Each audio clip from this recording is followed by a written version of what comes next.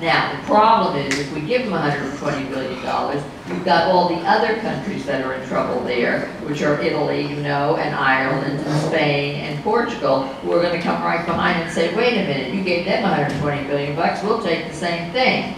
So what they're going to do is very simple. It's what the world has been doing since we went into this recession, and we talk about that. We go back to this recession, and you know what happened, all right? Everything was going just great. We had a tech blow up. Nobody knew what the hell to do with technology. Everybody spent gods of money, and it all went out the other side. We got into the home ownership business. It went from 56 to 70%. Nobody was putting any money down. We had all those crazy loans. You had negative amortization. Your dog could get a loan. Who cared about the appraisal? It didn't matter. And so what did Mr. Bernanke do? He leveraged us to get us out of debt. He took the federal balance sheet and raised it from $800 billion to $4 trillion and said, I'll take all the crap out there. Give me everything. Give me Fannie, give me Freddie, give me General Motors, give me AIG, give me every bank, give me Bear Stearns, give me Lehman Brothers. I'll put it all on the taxpayer's balance sheet, and I'll get down there and I'll start printing new money, and you guys can be back in business. So we added on more debt to get out of debt. Now the whole world now has begun to do that, so the whole world is now leveraged. Japan is leveraged, Europe is leveraged, China is leveraged, everybody is leveraged. So at the end of the day now, they have to give basically Greece what they need, but what they're going to do is, they're going to say to them, okay, you have to pay back the $120 million, or maybe we'll forgive part of it, but we're going to extend and recapitalize the debt. So instead of having to pay it back in the next 4 years, and going back and actually budgeting in your economy, creating taxes, making people work past 50, we'll give you the next 800 years to pay it back. And at the end of the day, then they can pay $29.95 a year, and they'll be basically current with their loan problem. That's exactly what's going to happen. So that's the Greek issue, and you know it's calmed down a lot. Now let's talk a little bit about China, because China, here's the problem there. China is trying to go from an exporting nation to a nation that's building up a middle class and where their consumer supports the economy. Because in the United States, 70% of our GDP is from basically the consumer. So in doing that, they have encouraged a lot of issues, which is basically normal because you would do that. Now remember, China is a huge country with 2 billion people, so to try to move it from one point to another is a big endeavor. It's not small like some countries. So now in that process, what has happened? They've had a housing bubble, which they slowed down by putting the skids on the housing market. Their stock market was going crazy, so they put the skids on that, and that went down 20%. And they found out that doing that didn't get them far enough where they need to go. And in fact, their growth rate has gone from 12% to 7% to maybe down to 5%. So at the end of the day, here's the things you need to remember about China. In China, the Chinese government controls everything. This is not a capitalistic economy. They tell you they are. They say they've gotten capitalistic, but nothing flies by in China until that basically Chinese government says it flies by. So at the end of the day, here's their biggest problem. They don't have the kind of venture capitalism that we have in the United States, with the kind of basically private money to pour into little tiny small businesses. They only have the big government money with the big government banks, and they want to do these big huge projects where there's all kinds of corruption and graft, and everybody makes a gazillion dollars. So now what they've done is they've devalued the currency, so one, their exports are cheaper and now they can be competitive again, and two, they've opened it up to banks now to be able to loan to small businesses. Now what happened was it shocked the world because the world didn't expect it, and they didn't do it just one day. They did it 1 day, 2 days, 3 days, and China, you see, is going to do what China wants for China. They don't play ball with the rest of the world because the rest of the world has kept interest rates low and they've leveraged, and everybody is being copacetic, trying to help everybody else, and China comes along and says, guess what, screw you, we're doing what we need to do and that's it. They also want to be a regional power. Remember that. China, number 2, second biggest economy in the world, and they now want to be the power in Asia. That's why they're beating the tom-toms with all those islands that they're trying to overtake over there, and that's causing a lot of stress. So I think that maybe they basically had a news conference the other day. They supposedly said they're through and calmed down the world. Look, China's going to do what they want to do. Tomorrow they could devalue the currency again. They don't give a you-know-what. They don't care, all right? At the end of the day, it doesn't mean anything, all right? Because look, the dollar now is the strongest it's ever been. It's down 4% against the Chinese money with a small stock market. The Australian dollar's down 20% against the dollar. The Canadian dollar's down 30% against the dollar. Those are smaller countries, but that's much more concerning. So at the end of the day, what do you think happens? The stock market goes crazy naturally because everybody overreacts. And you know what happens. We were as high as 18,005. We've gone down 1,200 points since that point of time because of all this that's been happening. We've stabilized the last 2 days, down again a little bit today. And you know, August, September are crappy months in the stock market anyway. And what we're going to do is we're just going to play around here now. And every time everything happens, you know what's going to happen. They're going to overreact. Now, what does that mean to everything else? So let's start with interest rates, okay? Because that's the big item on Enfium that you're going to hear. Are you sick about hearing about it? Yes, you are, because I am. Is she going to raise interest rate? Yes, she is, okay? She's almost at the point where she has to raise interest rates, but here's her issue. She can't raise interest rates too much, and she really has to be slow about it. Because it isn't so much China that's causing her a problem. Christine Lagarde, who's head of the International Monetary Fund, has now 3 times asked her not to raise interest rates because she said Europe is just coming out of their second recession. We're just beginning to see life there. I don't want you to raise rates here, so all the money that should be going over there will run over here and we go back into a recession again. So please don't raise rates till next year. Now, she may consider that, okay? But she has some issues here. The economy is getting better. Here we do have inflation, not across the rest of the United States. Unemployment, the numbers are getting better, but you know when they give you that 5.3%, that's hogwash, and you know that. We're probably closer to 8-9%, but it's getting better. And so she's faced with the fact that she has a lot of economies that are moving and a lot of industries really hot. Technology, healthcare she's got basically the pharmaceuticals. She's got all of those moving really fast. On the other side, she's still got housing in some places not too good, manufacturing, construction, retail. Nordstrom's was great this morning, but Macy's did crappy. So at the end of the day, it's a mixed bag over there. So she's got to weigh all of that. So I think here's what is going to happen. I think they're going to sit down, and I think probably she's going to do one thing one time this year. That's what I think. It doesn't matter if she does it in September or December. Let's get the damn thing over with and get it done. Let's get the 0.25%. Everybody can go crazy. It isn't the rest of the world. It isn't going to make a difference.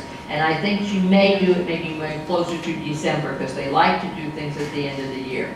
So what does that mean? So your jumbos now that are 4.5, you'll be paying 4.56%. Big deal. Not basically, it's not going to go from 4.5 to 6, 7, or 8%. So tell these people that are borrowing money to shut up, okay? And I know you got the Bank of America here and you got everybody else here. Listen, work with your partners, and when they tell you it went up 0.25%, say, well, it went up for you, but not for me. My client still wants to pay the old rate. You can afford it, Bank of America, so give us a goddamn loan at the right price. And if you don't like it, shove it. That's exactly what I'm saying. Now, that's how you handle it, okay? And I love the Bank of America, and I don't know where that poor young man is that represents the Bank of America, but if he's still alive and breathing, that's it. That's exactly what I think, and I want you to know I do bank at the Bank of America, and I do like them, but listen, they can afford it, okay? That's the way the world is going to work, okay? So now, at the end of the day, big deal, all right? Now, what's much more important than if she raises it, she may wait till next year, so big deal. Look, eventually she's got to raise the interest rate. We've got to get off the sugar, guys. It's giving us diabetes. At the end of the day, it's going to happen. It's the pace at which she's going to do it. And you are not going to see 3% interest rates till probably 2020. So calm down, sit down, and be quiet. Now, why is that? Internationally, she's got to keep copacetic with the rest of the world, and we can't outpace them because everybody will run here. The second reason is we have this deficit, and then we have something called a debt. Now, everybody and every politician loves to talk about the deficit with you because it's what comes in taxes and then we spend more than that and they keep telling you how good they're getting and how they're cutting it in half and isn't life wonderful. Great, push that aside. Over here we have something called an $18 trillion debt. That they never mention. That goes up $1 million a minute going to 20 trillion. Now see, here's the deal. We got to pay interest on that money, guys. Now, you can pay interest when it's at 1%. When it's at 6 or 7%, we're going to go broke over here. And so is the rest of the world because they're all $1 trillion in debts. So they've got to keep interest rates low, or we're going to have to go back and revalue everybody and revalue the international currency right now, which is the dollar, which is holding everything together. She also has the problem of the dollar going up too soon, too fast. She'd like it now to stop. But she's got a problem because the rest of the world is so precarious that our dollar now is very, very strong. So you're going to see the stock market play around, up a little, down a little, you know that ad nauseum. But at the end of the day, I think we're going to have a positive stock market by the end of the year. But I don't think it's going to be double digit like it was last year. I think it's probably going to be in that 6 to 8% range. Now, what do I like? Okay, we like to talk about that. All right. Look, guys, I still love Apple. I can't believe that in one day they brought Apple down and they took that poor company and brought it down basically the way they had done because they said, oh, China now is a big problem. 17% of their business is done in China. All the rest is done around the world. You know they're a disruptor. You know that they have the iPhone and they're coming out with a new one. They have the Apple Pay. They have the Apple Watch. They're going to do something with TV. It is ridiculous to bring this company down. Now, they just basically have expanded their territory. They just bought 43 acres in East San Jose. So now, if you want to know where you should bring an investor because everything is too expensive every place else, go to East San Jose, which has been a blight area. You watch what's going to happen there in the next 10 years and how they will redevelop that. And they did that because guess what? The spaceship that they're building, the 2.1 million square feet of office space, they say it's already full and they don't have enough room for the people that they need. That's why the 43 acres in East San Jose. And they just took out another 97,000 square feet in San Francisco, okay? So that's number one. So anybody who doesn't like Apple, buy it on the dips. I still love Netflix. You know they're disrupting the cable movie industry. I still like Costco. I still like basically Target. I still like CVS. I still like Walgreens. All of those companies I think are doing just fine. I have changed a little bit some of my thinking, all right? Let me just tell you what other things I've been buying. I have bought something called Norwegian Cruise Line. Let me tell you why. The cruise business has gotten very popular and it's going to continue to be because the statistics show us that for the first time we have 4 generations now that are cruising. It used to be that cruises were for people 60 to 80 that couldn't move and they sat on a ship, you know. But now you've got that group.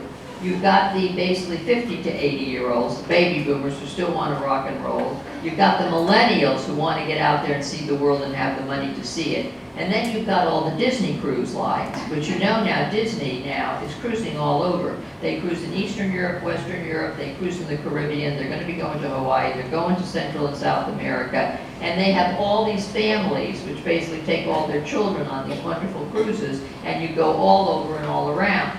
So at the end of the day, I think that's a good stock. There's another stock I bought called Acuity, A-C-C-U-I-T-Y, which is the light bulb company, because you know we've got to get all new light bulbs across the world now because of basically the environmental thing. And the last one I bought is Sherwin-Williams, because I think the housing market is coming back, and I think that is also a good stock to buy. Now, the 2 others that got hit this last couple of weeks was Alibaba. You know that. Oh my God, they only grew 23%. They didn't grow at 43%. Believe me, Alibaba will be just fine. Buy it on the dips. And the other one was Disney, which absolutely amazed me. How can you possibly not love Disney? So basically, ESPN, people aren't buying the $195 bundle package. They're buying fights and everything individually. Who cares and so what? Do you realize just on the DVDs they sold for the movie Frozen, which was a $1 billion movie, they made $400 million profit on one DVD. So what does Disney have? They have every cartoon character you can imagine. Then they take them and make them realistic. They own Marvel, which means they own every male hero you ever wanted to think of, plus the Black Widow. They own Pixar, which is Toy Story and Cars and everything else you can think of. They have cruise ships. They have 2,000 stores across the world. They have cruise ships. They have resorts. They have cable. They have TV. They have radio stations. And they have basically everything and anything in the world you would want. And this year, that Christmas, they're coming out with these Toys for Life, which I told you about, which is where you buy the characters. You can buy a Cinderella or a Black Widow, or you can buy Hulk or Captain America. You get a piece of appliance that you connect into your Xbox, and it comes to life on the screen, and you can make those little collectibles start to move, okay? And they're not going to be cheap, and they're going to sell 5 billion of them, I guarantee you. So I think basically when you look at the stock market and you look at what's out there, don't get worried about it. Now let's talk a little bit. I do not like gold still. I think that we are in a deflationary world, not here in the San Francisco Bay Area, because every time I go in the grocery store, I'm shocked by the price of things and how they keep increasing. But that's here, it's not the rest of the world. And I don't like the bond market. If you like the bond market at 2.1%, good for you. Buy bonds, help the Bank of America, that's a good thing. At the end of the day, you're going to be broke after 10 years, okay? And I know that the banks, I don't know if the Bank of America, what are they giving now? Is it 6 or 7% to people when they do a CD, or is it more like 1/4 of 1%? It's probably 1/4 of 1%, because I know they called me the other day, and I said to the girl, look, why don't I just send you a check? That would be easier. I said, because by the time you give me my lousy 1/4 of 1%, my accountant takes it, and I have to pay him to put it on my income tax form, and I have to pay taxes on it. I've absolutely lost money. So let me just send you a couple of bucks, and I can write it off as a donation.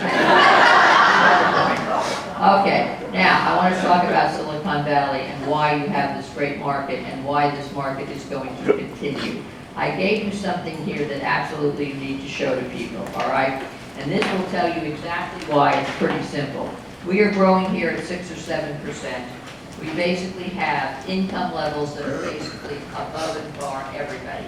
In the San Francisco Bay Area now, if you are in the top 5%, the cream of the crop, your income now is the highest of any city in the United States. It's $453,000.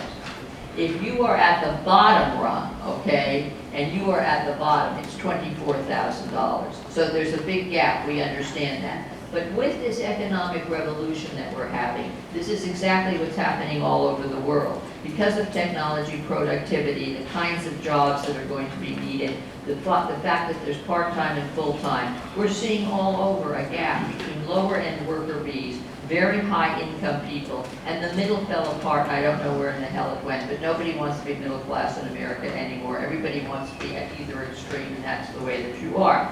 But when you look down at the valley, here's the key. You start there as a young programmer. You make $175,000 a year, out of school, wet behind the ears.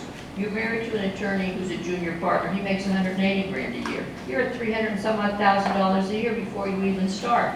Now, that isn't how they buy the houses. That's how they maintain those $1 million houses. Let me tell you how they buy those houses, because the way they compensate people in technology is this. They basically buy them when they come in, so they get a bonus.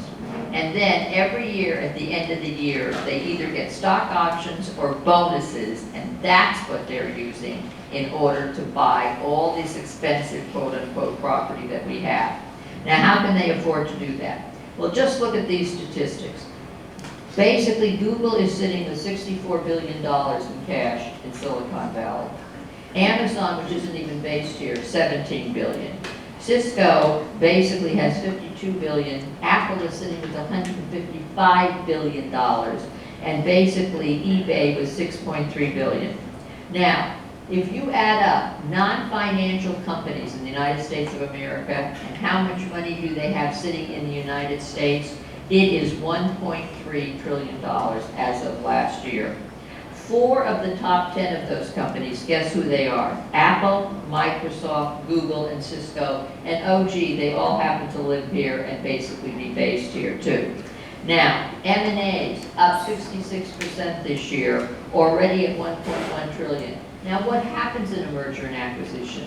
a company buys another company. And when you do that, you have to give the shareholders either cash or stock. There you go again with another pocket of money that comes into the system that people spend buying things. We know that basically in the top tiers, if you look at it, 1/5 of the $2.1 trillion that companies hold abroad, guess who owns them? Microsoft, Apple, Google, and 5 other tech companies. All the tech companies have all the money. They are now the economies of the world. Here's how the money was spent last year. Capital spending, $937 billion. Dividends. What do people do with dividends? They spend them. $337 billion went out in dividends. Stock rebuys, $394 billion. And I'm just giving you the tech companies. We're not talking about the financial companies, all right?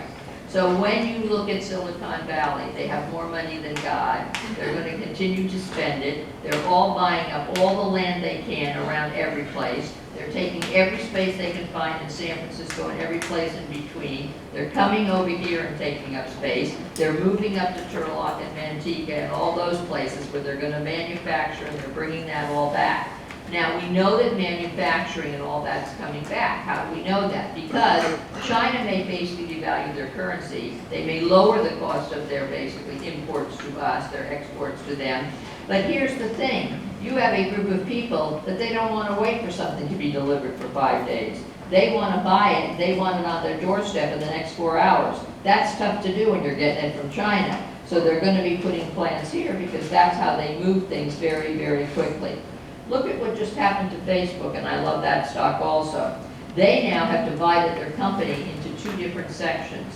One is the fast-moving revenue. Do you realize that on basically Facebook, they have 1 billion people that come in every month just on that part of it? And Instagram, which is another thing that they own, another 1 billion people come into that. And then they have that little What's If application, that stupid 99-cent little thing that they do 50 billion of those a month. Those 3 fast-growing, high revenue, they want to keep them over here. Then you know that they love to be in the let's try new things business. So goggles and hearing aids and driverless cars and going to the moon and all that stuff. And they put that in a separate company. So now you're going to see Facebook called the Alphabet Company. So from A to Z, they're going to try everything and anything. And some of it will go under the fast-moving, high revenue. We can give away a lot of stock options and have a lot of cash. And over here is going to be the other that's going to be expensive because it's going to cost a lot. But at the end of the day, do you begin to understand what I'm saying? The pace, the development, the creativity, the entrepreneurship isn't going to end, all right? So that's the Silicon Valley. Now, let me talk a little bit about what's happening with the real estate market. Okay, you know the market you've had. You basically were in the dregs of the earth. You're not there anymore. You come back, you have no inventory, you have low interest rates, you have multiple offers, you have a lot of cash, foreign buyers, that's your market. So if you're a first-time buyer and you're trying to get in with an FHA loan, you're having a really tough time. So you either need to go to a condo instead of a house, you need to move out further, you need to rent for a while, you need to what you need to do, and we're really sorry about that, but that's the way that it is. Now, I get a call from a newspaper. I don't know why the New York Times is on my back. I wish they'd leave me alone. I don't even like the New York Times. Okay. And so this woman called me before, now she called me again and she said to me, you know, you've got a bubble out there. Before she was talking about overpriced, we'll go into that. Now she's talking about the bubble. I said, great, we got a bubble. I said, okay, let's define bubble. I said 2000 bubble. Bad economy, nobody was making any money.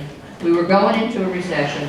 Everybody was going crazy spending, everybody was buying and nobody was putting any equity into it, and that's the world we live in. So let's fast forward to 2015 and we got a bubble. Here's the difference. You got 22% all cash, you've got foreigners coming like crazy, nobody can buy a house unless they can either pay for it or get a loan, and getting a loan means you're putting 25% down. We've got people who are making tremendous amounts of money, and we've got GDP growing here at 7 or 8%. Different kind of bubble. It isn't going to end up the same way because the government will never allow that to probably happen again. So at the end of the day, I don't care if you've got a bubble. Use whatever term you want, but let's define it so it's correct. Well, it's still overpriced, Carol. Oh my God, here we go again. I said, look, didn't we do this the last time? An overpriced real estate market means you have high interest rates, a glut of inventory, you price things, nobody likes where it's priced, you discount it, they still don't want it because they don't like real estate as an asset, and everybody's playing gold in the stock market and buying something else. Now, I said to her, okay, let's start with the San Francisco Bay Area. Where is the inventory? Can you find some? Because if you can, I know a lot of agents that would like to talk to you today, okay? Because they would like to know where in the hell it is. Interest rates, where are they? My God, they're going down, not up. That's what we're seeing almost every week. Now, let's talk about the fact that basically people not only love real estate, but they're going after it like crazy. It has become the darling asset, and here's why. For the first time in our lifetimes, you can actually ladder real estate.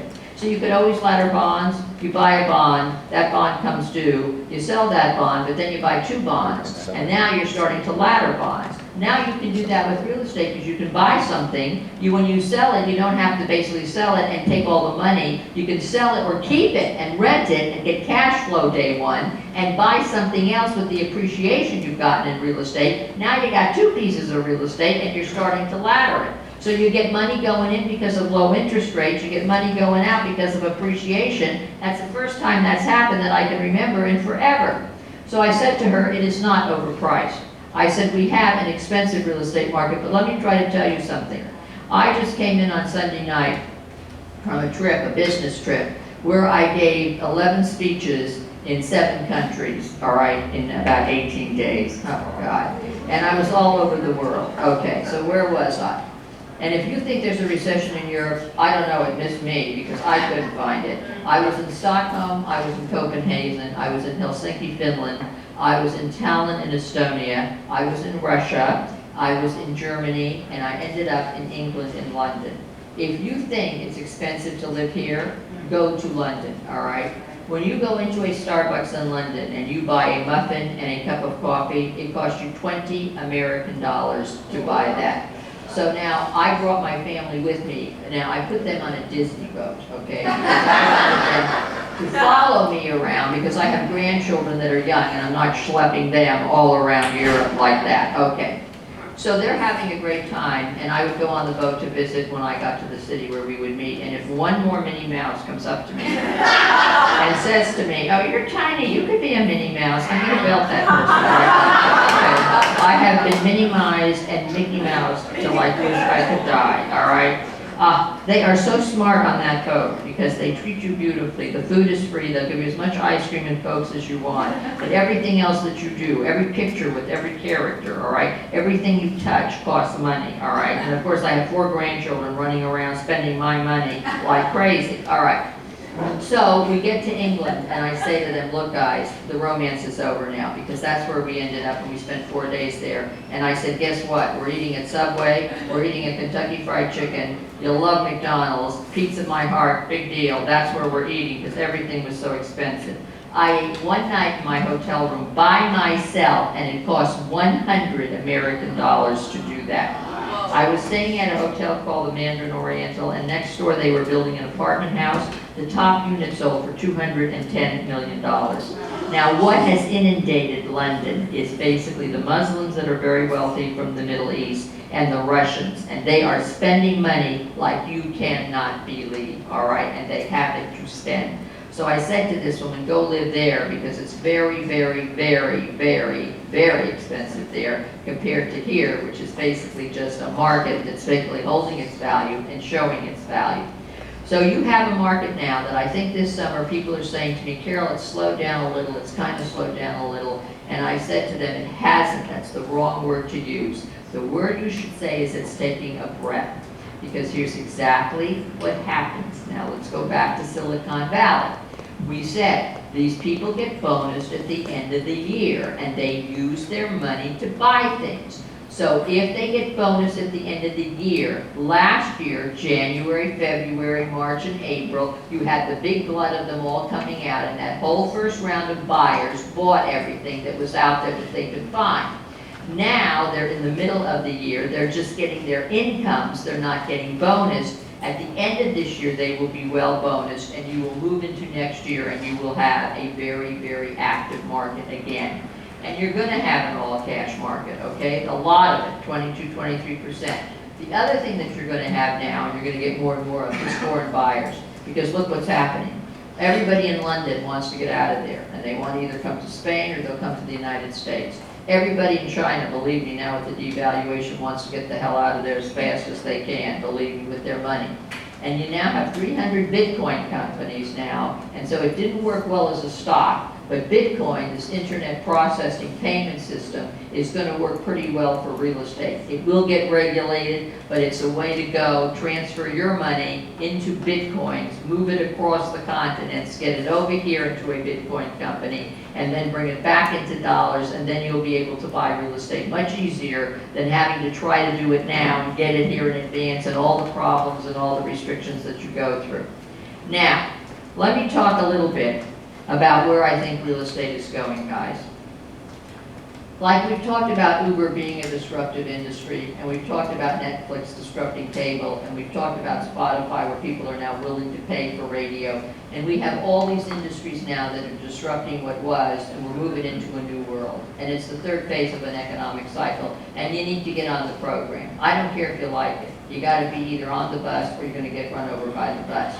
Now, we can't be naive enough to think that real estate isn't going to try to get hit. You can't be that naive. And you've got them out there. You've got Redfin, you've got auction.com, and you've got Zillow and Trillion now.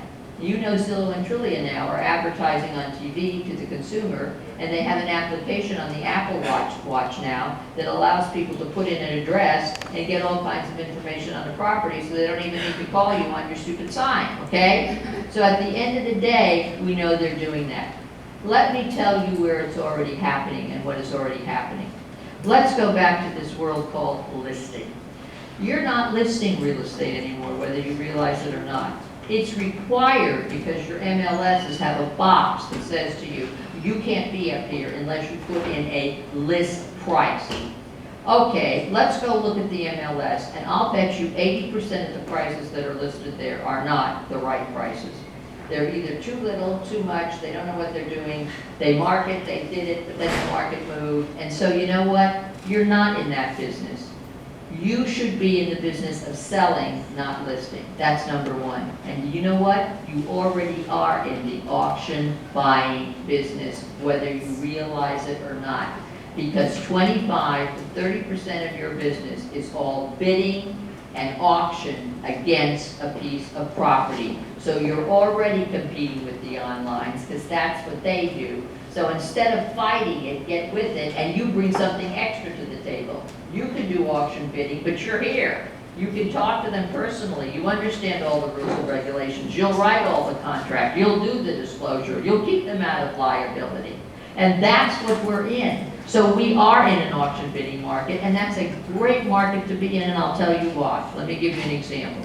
I live in a condominium over in San Mateo, 143 units, all right? And it's mainly made up of people who have moved down, or basically foreign people who spend part of the year here and then they go home to China or wherever. Pretty affluent, and basically they don't come up the units very much for sale because it's probably the place people end up. It's where you're going to live until you probably die. And people do die there. That's the only thing that happens. People die. Then units come up for sale. Now it's sad when people die, but the good thing about that is when people die, the fire department comes, and they are the most gorgeous looking men you've ever in your whole entire life seen, right? And I live among all these women who are gasping for breath, and they walk around with walkers, and when they hear that truck come, honey, you should see how they run out on those balconies, and they're hanging on these young, gorgeous men who are rolling their eyes thinking, why God, why me, why today, why do I have to deal with this 80-year-old idiot who doesn't even know where in the hell she is? So one goes up for sale, somebody died. It is not in a good location, it's a dark unit, it's a 2-bedroom, 1 bath, and it is basically not very much updated at all, and it sells in 4 days for $1.1 million, okay? Fine. So now everybody's all excited, oh, we're all millionaires, we're in the $1 million price range. 4 days later, another one goes up in a much better location, all updated, 2 bedrooms, 2 baths, okay? And they interview 3 agents. And one says, well, let's do it at 1.2, one says 1.250, and one says 1.3, okay? So they come down and they wanted me to pick an agent for them, and I said, look, I don't pick agents because I talk to a lot of them and that's a conflict of interest. But I will talk price with you. I said, that I can do. And I said, you know what? I wouldn't list it at any of those prices. The first question did any of them ask you was, what's your expectation? That's the first question you need to ask any seller that you work with. Because what their expectations are means what the bite is going to be to how you have to price this. Because if they want it really high, maybe you're going to have to do staging and a lot of marketing, and maybe they have to sit longer. Now let's get to the reality of what we can do based against what they want. So they gave me a number and said, well, they wanted to be above 1.1. I said, okay. I said, then I would list it at 998,000. And they were white. They said, but Carole, 4 days ago, this sold for $1.1 million, ours is better. I said, exactly. I said, what we want to do is, we need to put a number in because of MLS, and what we want to send to the real estate community is, we're not giving you a number. You come to us and you start bidding. That's the creation of what we want to do, because that's going to create multiple offers. That's going to create the real estate market that you have that you can't work in now. That's going to be able to compete against all these other players, and that's what we're going to do, because the real estate community is going to know it isn't priced right. What the hell is the price? They won't know what you want. Why should you tell them what you want in a world where you have the opportunity to push something up? Why would you be so stupid as to tell them that? The second thing is, I said, we're going to send out a save-the-date card, and we're going to hold it open for 1 day for 4 hours. So we're going to have now exclusivity. Why? Because the millennials that make up your market, this is what they want. I want to bid, I want to get into a competition, I'll pay more because now it's exciting, it's an experience, it's not boring, and I would love anything that I think is exclusive or that you know about that nobody else does. So it goes on the market the first day, and people are lined up because they're thinking 3 things. This agent is an idiot that listed it, right, or sold it. That basically it doesn't look as good as the brochure, or stupid Carole Rodoni told it to list it at 998 because the word got out. What the hell does she know? She's senile now anyway, so at the end of the day, she doesn't know what the hell she's doing. The first, oh my God, I have a fine. I have a fine, $5. I'll leave it when I leave. Answer it. Grandkids? Yeah, no, I'll leave $5, that's only fair. Why should I get $5? Randy, get the wallet, get the $5. Okay, now, it's lined up, the agent comes in, and at the end of the day, the first agent leaves and comes back with their buyers, who are from China. They're here, and they're here to buy a condominium for their daughter, who's going to go to school here. And they say, we'll buy this today, all cash, as is, no contingencies, no appraisal, and we don't care. All the boxes are filled in now, except for one called the price. So they said, now you go to the seller and tell us what they want, and we'll come back and see if we can match it. 1.4 million is what that unit sold for. Now they might have gotten 1.4, but it would have taken a lot of time, a lot of open houses, because they gave the list price and they went back to the old traditional world of doing real estate. So when you do that, the buyer comes in and starts to play with you the old traditional way, and back and forth, and counter offers, and this and that, and blah, blah, blah, blah, blah, blah. And you don't need to do that in this market. And that's how you fight the auctions.com, and that's how you fight the Redfins. They're doing online. Now let me tell you something else that real estate companies are beginning to do. They're beginning to do a hybrid model. And that hybrid model is, you want the traditional way, that's fine, but there's something called auction light, which means you as an agent can pick and choose, or, here's the thing guys, you're going to have clients who want to do the traditional way, but you're going to have clients who want to do it online the other way. And we have to give them what they want, not what we decide we want, because otherwise we're not going to be in that business. So they have already determined, many of these millennials, that they like the auction bidding market better than they like the traditional market, and that's how it's going to go. They love anything that's exclusive. I love this save the date open once. You can open it 55 more times later if it doesn't work, but why not try it? The other thing I think that you're going to find is that basically in time, and you're all going to say, no, Carole, you're wrong. I'll make you a bet that commissions are going to be split between buyers and sellers. That's what's going to happen because they're already doing it on an auction.com site. They are convincing the buyer to pay the commission and the seller doesn't have to. You're going to see a hybrid model where you're going to go out there and they're going to share that. So I think that's the revolution that's happening with real estate, and you need to get out of your boxes. Now with buyers, it's the same thing, all right? With buyers, you need to tell them here and what is your expectation versus your reality. And they need to understand this is the market. We have many markets under a big market, all right? We have 24% all cash. Here's what people make here. You don't like it, I'm sorry. That's the way that it is. And we have a lot of foreign buyers coming. All that means auction bid is the name of the game. Now over here it's football, over here it's soccer, over here it's baseball, but that's the way it's going to be, and it's not going to change for the next couple of years. So you either play the game or you don't. You don't want to play the game? Fine. Then let me find some place for you to go. Well, let's see. It's not San Francisco, I know that. It's not Daly City. It's not South San Francisco. It's not Burlingame. It's not San Mateo. It's not Cupertino, Mountain View, Redwood City. It's not basically going to be Palo Alto. It's not Los Gatos. It's not Saratoga. It's not Vallejo. It's not Oakland. It's not Fremont. It's not Livermore. It's not San Ramon. It's not any of those places. It isn't even Manteca and Turlock anymore, so I guess we're going to South Dakota. That's exactly what That's the way it is. I didn't make those rules, okay? I wish everybody could have everything they wanted. I didn't make that rule.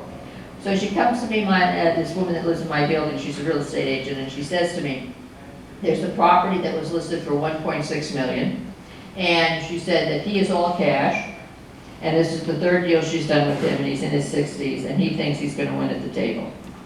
So I said to her, okay, his expectation levels are ridiculous, so let's get him to reality. He's got 12 all cash offers, he's not getting it at 1.6. But the real question is, that's not a price, that's a number, okay? Keep thinking that, and you need to be able to say that to buyers. No, this isn't the price.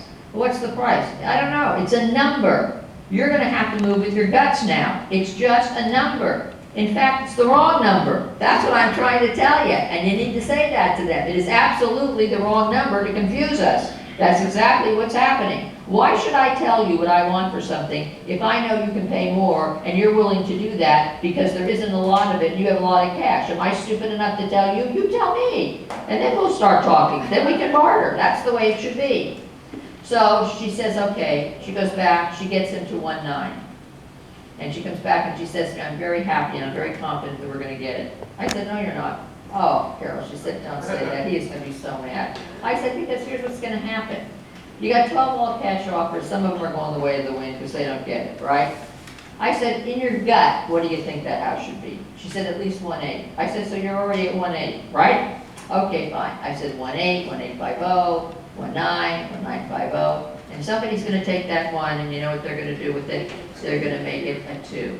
And that's the one that the seller is going to respond to, because in their mind, this is how people think. I got $2 million for my $1 million house. No, you didn't. You just got from 1.8 to 2 million, but that's okay, and that's what they're going to do.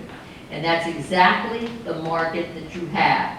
That is not the traditional real estate market. And we keep trying to put the new real estate market in the old box, and it's not going to work.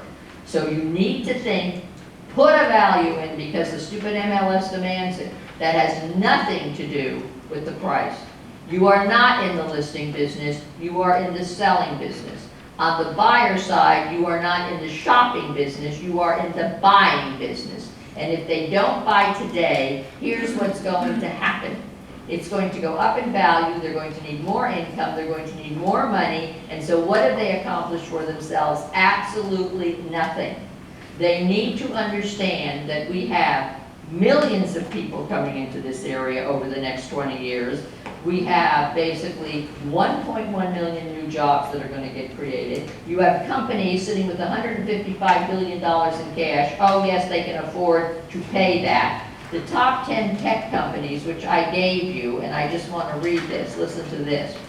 The top 10 Bay Area stocks basically were a company called Imperva, Netflix, Gigamom, A10 Networks, SEMA Designs, Tesla Motors, and all these other companies, all right? But here's the best one, and I love this. I gave you another one that showed you what it costs in income to live in some of these cities, all right?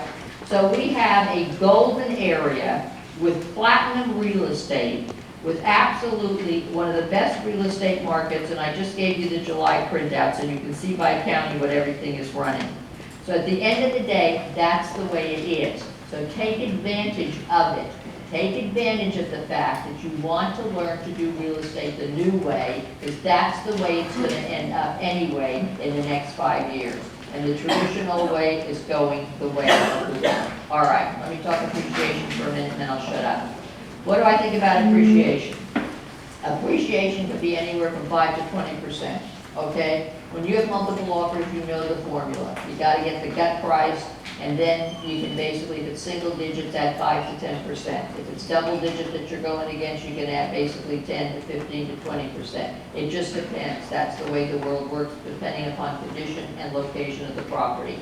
The formula is the same. You can change the percentages. That's the way it is. So you're going to have appreciation. You have a very volatile but happy real estate market. You're getting a little lull, it's called a breather. There's going to be a big flush again starting at the beginning of the year. I absolutely know that. In San Francisco, just listen to this. They're building basically 7 new condominiums, and everyone's going, oh my God, there'll be an overbuilt scenario there. Well, they were 5,000 behind every year for the last 5 years, so 7,000 doesn't make it because they got to build 25,000 units, and they're not going to get that. They are in the 7 units that they're building 2,250. There's a new one called the Jasper in October, 536 square feet. What do you think the rent will be? $3,575 a month. That's the size of a closet, right? If you want a 3-bedroom, 2-bath there, and oh, by the way, they're all pre-sold, it's $7,454. Are you listening to what I'm telling you? Now, we have some apartments in San Francisco, and we just spent a whole bunch of money redoing them, because you know they like this. You know, look, they either like tear down or they like state of the art. And if you've got a 1980s look in your house, you're in trouble, because they don't like that and they don't want to buy that. They'll tear it down. They'll like state of the art. So these units were basically 1980s. So we went in with the chrome and the glass and the Calvin kind of like crap look. I don't like that look, but they do. Okay, fine. So this one unit that we've been getting like $2,500 a month for, okay, goes out. The first day, we have 100 people asking if they can come and buy it, just to get rented. They don't even care if they see it. The person that rented it did not even see it, and the rent went to $5,000 in that period of time. Now that's absolutely ridiculous. Right, I agree, but I'm not going to take the $5,000. I'm going to keep it at $2,500. Am I crazy? Can they afford it? Yes, they can. Was he young? Yes. He's single. He works at Google, and he's basically got a middle senior management position. He wants to live in the city because that's where he likes to play and live, and he can afford the $5,000 a month. He's not married. He doesn't have children. He didn't care, and he wanted to live on Pacific Heights, and he wanted to live in this area, and he probably would have paid $6,000. Now that's why your inventory is not going to get great, especially in San Francisco. You can't afford to move if you rent because it goes to market, and then you're going to be in that position. There's no inventory coming. We don't have any. People are finding it difficult to move from one place to the other. Eventually it'll balance out, but I don't see it in the next 3 to 5 years, okay? So that's everything that I know. I took these grandchildren on this trip, I want to tell you, okay? And I have to tell you that it's an amazing thing because they kept a journal every day, all right? And I want to tell you the one thing that impressed them. I spend a fortune taking them around the world, right, to see all these beautiful countries. The one thing they loved in their journals, because I got to read it, was because we flew at night going, I allowed them to fly first class, okay, all right, with me. They did not fly home first class. They had to sit in business class because I'm not an idiot, you know what it costs to fly first class. That was the best thing of the whole trip, was the fact that the chairs in first class turn into beds. Every journal said, because we asked them the question, what were you most impressed with? They were most impressed with the fact that they could fly Virgin American and that they turned into a bed. And they thought that was, boy, the best, hottest thing that Nana ever did in her whole life. So good for me. So that's what I can tell you. I spent a fortune, so I could have gone down a sleep train. There's one on every block in America. I could have bought them a goddamn bed. Okay, guys, thank you.